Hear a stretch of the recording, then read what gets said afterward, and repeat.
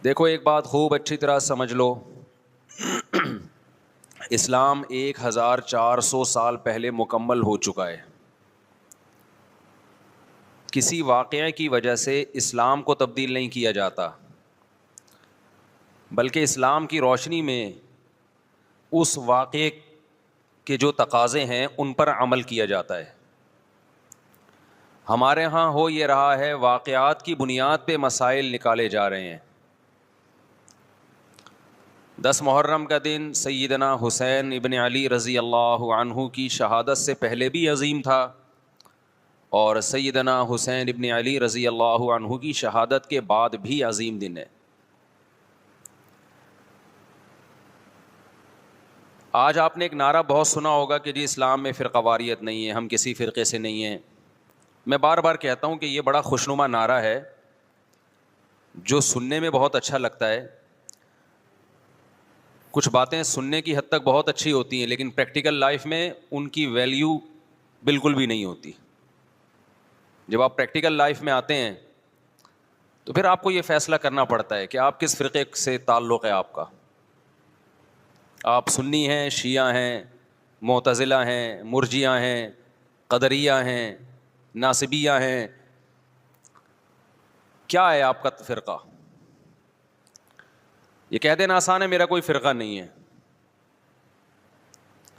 اس پر سب سے بڑا اشکال یہ ہوتا ہے، یہ میں اس لیے فرقے کی بات کر رہا ہوں کہ آپ کو بھی طے کرنا پڑے گا کہ آپ یا تو شیعہ بن جاؤ بھائی یا سنی بن جاؤ، ایک طرف ہو جاؤ. آپ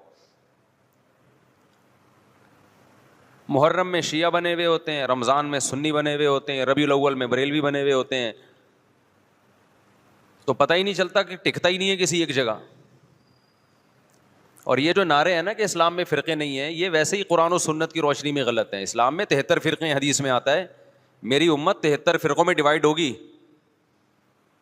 جن میں ایک جنتی ہوگا اور 72 جہنمی ہوں گے. تو وہ ایک جنتی بھی تو فرقہ ہی ہوگا نا. جس نے عمل نہیں کرنا ہوتا نا، وہ یہ کہہ کے جان چھڑاتا ہے کہ میرا کوئی فرقہ نہیں ہے، تاکہ وہ بے پیندے کے لوٹے کی طرح لڑکتا رہے، کبھی ادھر کبھی ادھر، کیونکہ عمل تو کرنا نہیں ہے اس نے. آپ نے دیکھا ہوگا نا سیاست دانوں میں لڑکتے ہیں، ادھر پیسے ملے ادھر چلے گئے، ادھر پیسے ملے ادھر چلے گئے، ادھر پیسے ملے ادھر چلے گئے. تو ان کو کیا کہا جاتا ہے سیاست کی زبان میں؟ لوٹا کہا جاتا ہے.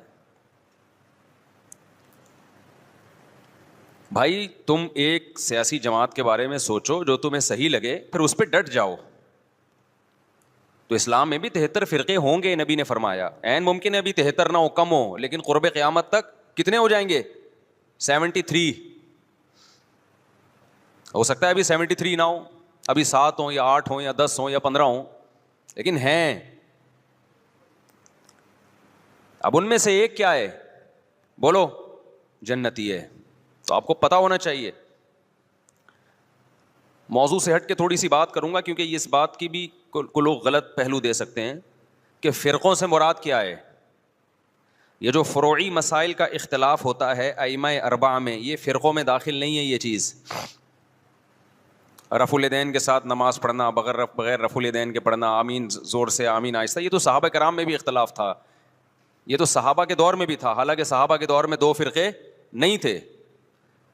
تو قرآن و حدیث کی تشریح میں جب اختلاف ہوگا، اس اختلاف کو فرقہ واریت نہیں کہا جائے گا، یہ ان 73 فرقوں میں شامل نہیں ہوگا. جیسے نبی صلی اللہ علیہ وسلم نے صحابہ کا لشکر بھیجا کہ بنو قریظہ پہنچ کے نماز پڑھنا عصر کی، کئی بار یہ حدیث بیان کر چکا ہوں. راستے میں نماز کا وقت قضا ہونے لگا، بعض صحابہ نے کہا بھائی فوراً پڑھ لینی چاہیے، نبی کا حکم تھا، مگر نماز قضا ہونے کا تو نبی کو علم نہیں تھا کہ راستے میں قضا ہو جائے گی. بعض نے کہا نہیں، نبی کا مطلب کو چھوڑو، نبی کے الفاظ دیکھو، الفاظ یہی ہیں کہ نہیں پڑھنی. تو 2 فرقوں میں بڑھ گئے نا. ایک کہہ رہا ہے اثر پڑھنی ہے، ایک کہہ رہا ہے نہیں پڑھنی، لیکن نبی نے دونوں کو ملامت نہیں کی.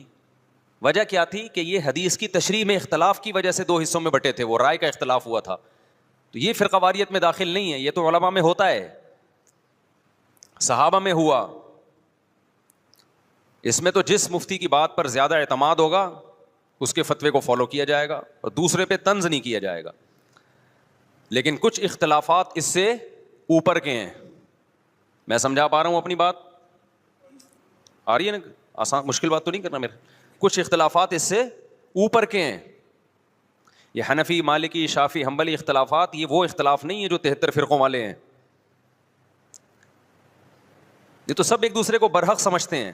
ابھی آپ نے سنا ہوگا امام حرم نے خطبہ دیا مسجد نبوی میں بھی مسجد حرام میں بھی. میں چاروں ائمہ کا تذکرہ کیا, ابو حنیفہ مالک شافعی احمد بن حنبل, ان کا کہ ان کے فالوورز جو اس خطبے کا میں مفہوم بیان کر رہا ہوں کہ ہم نے قرآن و سنت کو ان کی رہنمائی میں سمجھنا ہے. بہت اچھا خطبہ تھا, اس کا مفہوم میں خلاصہ پیش کر رہا ہوں.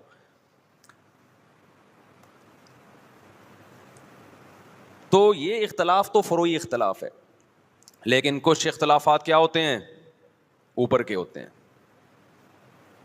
بیسک بنیادی عقیدوں کا اختلاف, ختم نبوت کا اختلاف, چھوٹا اختلاف ہے بڑا اختلاف ہے, بڑا اختلاف ہے.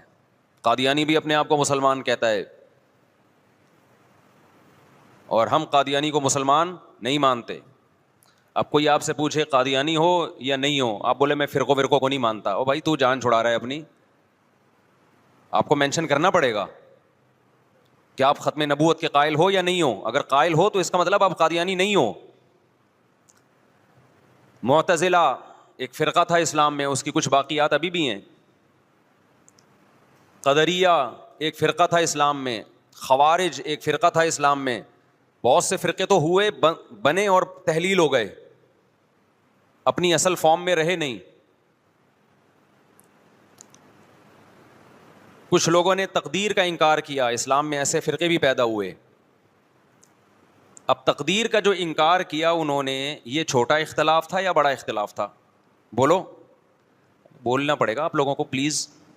یہ بڑا اختلاف تھا, کیونکہ تقدیر کا عقیدہ تواتر سے ثابت ہے, تواتر سے. اس کا انکار انسان کو گمراہ بنا دیتا ہے, اسلام نہیں مانتا ایسے شخص کو. کچھ لوگوں نے زکوٰۃ کا انکار کیا ابو بکر کے دور میں رضی اللہ عنہ. یہ چھوٹا اختلاف تھا بڑا اختلاف تھا؟ بڑا اختلاف. ایک فرقہ وجود میں آیا, حضرت ابو بکر نے تلوار اٹھا کے ان کے خلاف جہاد کیا. جبریہ ایک فرقہ تھا, انہوں نے کہا کہ ہم مجبور ہیں, ہم جو عمل کرتے ہیں اپنے اختیار سے نہیں کرتے, گن پوائنٹ پہ اللہ ہم سے کرواتا ہے, چاہے نیکی ہو چاہے برائی ہو, ہمارے ارادے کا کوئی دخل نہیں ہے. جبکہ اسلام کیا کہتا ہے, فمن شاء فلیؤمن ومن شاء فلیکفر. تم اپنے اختیار سے نیکی بھی کرتے ہو, اپنے اختیار سے گناہ بھی کرتے ہو. ہاں یہ پہلے سے لکھا ہوا ہے, اللہ کے علم ہے کہ کون کیا کرے گا, تو اسی کے حساب سے کرے گا وہ, لیکن کرے گا اپنے اختیار سے. تو یہ بھی ایک فرقہ وجود میں آیا. ایک فرقہ وجود میں آیا جس نے کہا کہ ہم قیامت کے دن بھی ان آنکھوں سے اللہ کا دیدار نہیں کر سکتے.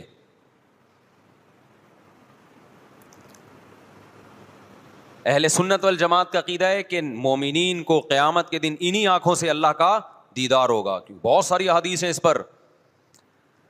تو جب اتنے سارے فرقے وجود میں آئے, یہ نبی کے دور میں نہیں تھے لیکن صحابہ کے دور میں پیدا ہونا شروع ہو گئے, پھر تابعین, اور اب تک بنتے چلے جا رہے ہیں.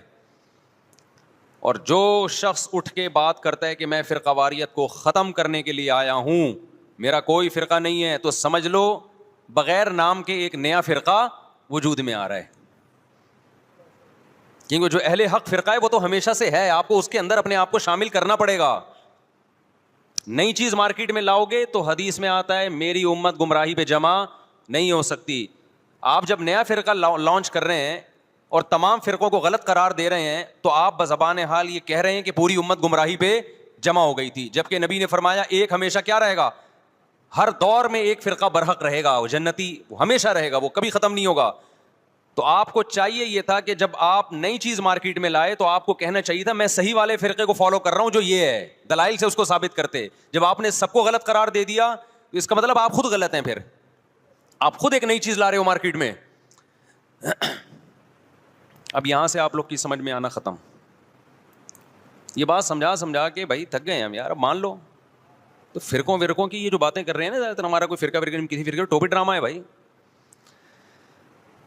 تو کتنے سارے فرقے پیدا ہونا شروع ہو گئے.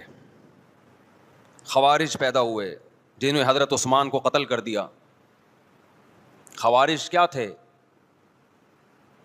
کہ امیر کی اطاعت نہ کرنا اور باتیں یہ کرنا کہ ہم سسٹم تبدیل کرنا چاہتے ہیں, ہم برائی کو برداشت نہیں کر سکتے, ہم غلط چیز کو برداشت نہیں کر سکتے. تو حضرت عثمان پہ انہوں نے اعتراضات کرنا شروع کیا, آپ کا یہ کام غلط, یہ کام غلط. جو مخلص صحابہ تھے انہوں نے اگر حضرت عثمان سے اختلاف کیا ادب کے دائرے میں, مشہور حدیث ہے حضرت زید بن حارثہ رضی اللہ عنہ سے لوگوں نے کہا کہ حضرت عثمان کی بعض پالیسیوں پہ ہمیں اعتراض ہے, آپ ان کو نصیحت کیوں نہیں کرتے؟ تو انہوں نے کہا میں تمہارے سامنے تھوڑی نصیحت کروں گا, وہ امیر ہیں, میں نے اگر ان کو سمجھانا ہوگا عزت کے ساتھ بند کمرے میں ان سے بات کروں گا, تمہیں خوش کرنے کے لیے تھوڑی کروں گا میں.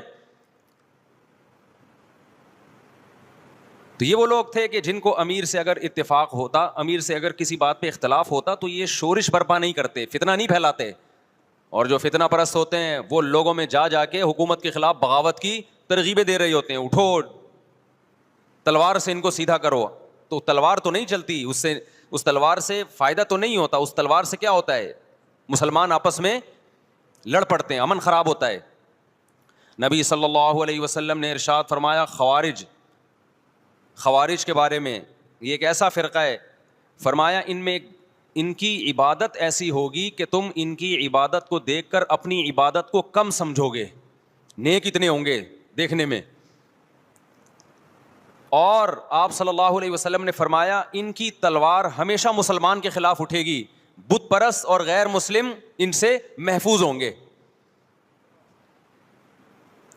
آج دیکھ لو بغاوت کے نام پہ, اسلامی ریاست کی تحریکوں کے نام پہ مسلم ملکوں کو ہی تباہ کیا جا رہا ہے, مسلمان کو ہی قتل کیا جا رہا ہے.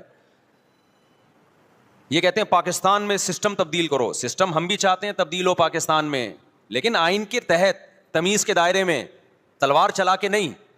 کہتے ہیں نہیں ہم نے تلوار چلانی ہے, ہم نے الٹ دینا ہے, تو پھر جاؤ بھائی غیر مسلم ملک کو الٹو نا پہلے جا کے. وہاں پتہ ہے یہ تقریر کی بھی تو فوراً اندر ہو جائیں گے. تو سارا خون خرابہ مسلمان ملکوں میں ہی کرنا ہے تاکہ اور ہم کمزور ہو جائیں. مجھے بہت لوگ کہتے ہیں مفتی صاحب آپ سسٹم کی تبدیلی کی بات کیوں نہیں کرتے؟ میں کہتا ہوں بھائی سسٹم کی تبدیلی کی ہم بات کرتے ہیں, لیکن وہ جو گراؤنڈ ریئلٹی کے مطابق ہو, جو سوٹیبل ہو. ورنہ مبہم نعرے لگا دینا کہ نظام بدل دو, خلافت قائم کر دو, سسٹم چینج کر دو, ایسے مبہم نعرے لگا کے نوجوان طبقے کو آپ اندھیری گلی میں بند کر دیں, یہ بہت آسان ہے. ایسا جنازہ جس کو پتہ ہی نہیں کہ دفنانا کہاں ہے ہم نے. تو باتیں کرنے پر گورنمنٹ کی طرف سے کوئی پابندی نہیں ہے, باتیں آپ بہت بڑی بڑی کریں. جو علماء سسٹم تبدیل کرنے کی کوشش میں لگے ہوئے ہیں نا, وہ باتیں کیے بغیر لگے ہوئے ہیں. اور جنہوں نے نہیں کرنا ہوتا وہ بار بار یہ نعرہ کیش کراتے ہیں سسٹم چینج کرو, سسٹم. یہ ملا لوگ مسجدوں میں بند ہو کے بیٹھ گئے ہیں, یہ مدرسوں میں بند ہو کے بیٹھ گئے ہیں, یہ تسبیحیں ہاتھ میں لے کے بیٹھ گئے ہیں. آج کل ہر آدمی اٹھ کے نا ملا لوگوں کو اس طرح سے برا بلا کہہ رہا ہے, یہ ملا لوگ کچھ بھی نہیں کرتے, یہ مدرسوں میں بند ہو کے بیٹھ گئے, یہ دم درود کر رہے ہیں. بات کرو سسٹم کی تبدیلی کی. تو آپ کون سا سسٹم تبدیل کر رہے ہو بھائی؟ آپ بھی تو باتیں پھینک رہے ہو. اور جن ملا لوگوں کو آپ کہتے ہو نا یہ مدرسوں میں بند ہو کے بیٹھ گئے, کبھی آؤ ہم مدرسوں کی سیر کراتے ہیں آپ کو, تو پتہ چلے گا وہ سسٹم کی چینجنگ کے لیے کتنے مؤثر اقدام کر رہے ہیں. اور اب تک جو پاکستان میں اسلام بچا ہوا ہے وہ بھی انہی کی محنت کی وجہ سے بچا ہوا ہے. خالی پیلی کتاب ہے بس باتیں. ایک تو آج کے دور میں جس نے مشہور ہونا وہ مولویوں کو برا بلا کہنا شروع کر دے, اس کا منجن دبا کے بکتا ہے مارکیٹ میں. یہ سارے مولوی ایسے, سارے مولوی ایسے. لوگ کہتے ہیں ایک مسیحا آ گیا ہے بھائی, سب کو غلط کہہ دیا, اب یہ ہے صحیح. لیکن ان دلوں میں تیل ہوتا نہیں ہے, باتیں ہوتی ہیں باتیں. تو میں فرقوں کی بات کر رہا تھا محرم کے حوالے سے کہ آپ کو یہ مینشن کرنا پڑے گا آپ کدھر کے ہو, ادھر ہو یا ادھر ہو.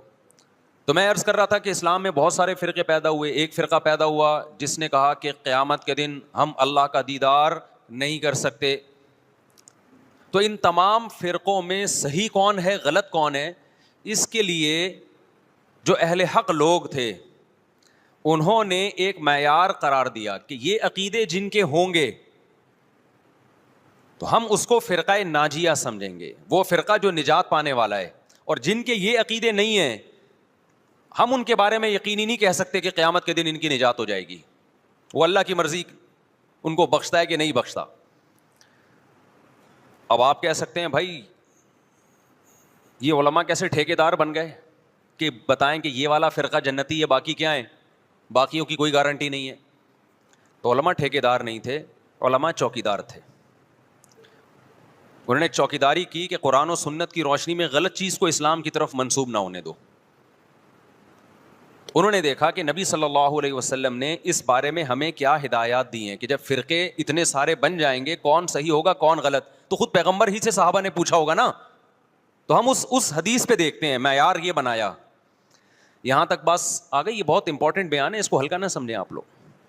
پھینکتا رہتا نا میں یہاں بیٹھ کے, آپ واہ واہ کرتے رہتے, واہ واہ واہ واہ میرا کوئی فرقہ نہیں ہے, میرا کوئی فرقہ نہیں ہے, میں قرآن حدیث کی بات مانتا ہوں. تو قرآن حدیث کا لیبل تو ہر آدمی لگا رہا ہے. جس کے پاس بیٹھ جاؤ قرآنی آیات اور حدیث پڑھے گا اور اپنی مرضی کی تشریح کرنا شروع کر دے گا اس کی. جناب پروفیسر غامدی صاحب بھی قرآن حدیث کی بات کرتے ہیں, رجم کا انکار کرتے ہیں. وہ کہتے ہیں کہ کل آپ کا امتحان ہے تو آج رمضان کا روزہ چھوڑ سکتے ہیں. یہ دعویٰ وہ قرآن حدیث کی روشنی میں کرتے ہیں. آئی بات سمجھ میں؟ جب ان سے کہا جائے قرآن تو کہہ رہا ہے کہ سفر میں آپ نہ چھوڑ سکتے ہو روزہ, اور بیماری میں, پیپر نہ سفر ہے نہ بیماری ہے, تو وہ اجتہاد کرتے ہیں کہ دیکھو سفر میں روزہ چھوڑنے کی اجازت ہے چونکہ مشقت ہوتی ہے نا, ٹینشن ہوتی ہے, پریشانی ہوتی ہے, تو امتحان میں بھی پریشانی ہے, قوم کا مستقبل داؤ پہ لگ جائے گا. لگا دیا نا قرآن و حدیث کی روشنی میں. پھر ان سے جب سوال پوچھا جائے کہ اچھا جی اگر سفر میں روزہ چھوڑنا ٹینشن کی وجہ سے, ہم تو کہتے ہیں چاروں ائمہ کا اجماع ٹینشن وجہ نہیں ہے, سفر ہی وجہ ہے, چاہے ٹینشن نہ بھی ہو. لیکن اگر اس کی ریزن ٹینشن ہے تو جس سفر میں پھر ٹینشن نہ ہو, آرام دہ سفر ہو, اس میں روزہ چھوڑنے کی اجازت نہیں ہونی چاہیے. یہاں آگے وہ ڈنڈی مارے جاتے ہیں کہ نہیں جی پھر بھی روزہ آپ چھوڑ سکتے ہو سفر میں. بھائی سفر میں آپ نماز کو مختصر کرو گے, 4 کی 2 پڑھو گے, چاہے ٹینشن ہو یا نہ ہو, تو سفر پہ مدار ہے, ٹینشن پہ نہیں ہے.